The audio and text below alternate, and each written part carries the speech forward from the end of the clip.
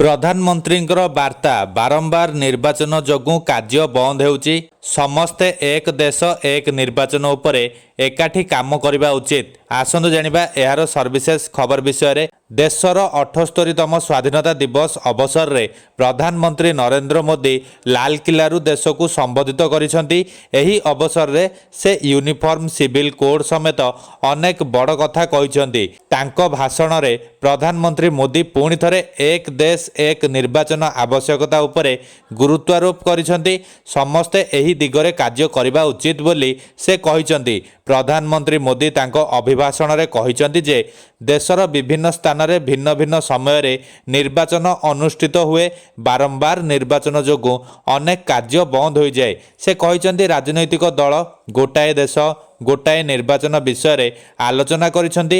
ଏକ କମିଟି ମଧ୍ୟ ଭଲ ରିପୋର୍ଟ ଦେଇଛି। ଦେଶର ଲୋକ ରାଜନୈତିକ ଦଳ ଏବଂ ଯେଉଁମାନେ ସମ୍ବିଧାନ ବୁଝନ୍ତି ସେମାନେ ଏକ ଦେଶ ଏକ ନିର୍ବାଚନ ହୃଦୟଙ୍ଗମ କରି ଏହାକୁ ଲାଗୁ କରିବାକୁ ଆଗେଇ ଆସିବା ଉଚିତ। ପ୍ରଧାନମନ୍ତ୍ରୀ କହିଛନ୍ତି ବାରମ୍ବାର ନିର୍ବାଚନ ଦେଶର ପ୍ରଗତିରେ ବାଧା ସୃଷ୍ଟି କରୁଛି।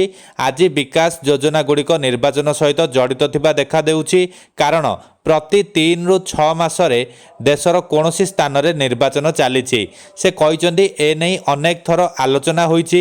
ସମସ୍ତଙ୍କୁ ଏକାଠି ହୋଇ ନିର୍ବାଚନକୁ ସଫଳ କରିବାକୁ ସେ ଅନୁରୋଧ କରିଛନ୍ତି। ସେ କହିଛନ୍ତି ଏହି ଲକ୍ଷ୍ୟ ହାସଲ କରିବା ପାଇଁ ଦେଶକୁ ଏକାଠି ହେବାକୁ ପଡ଼ିବ।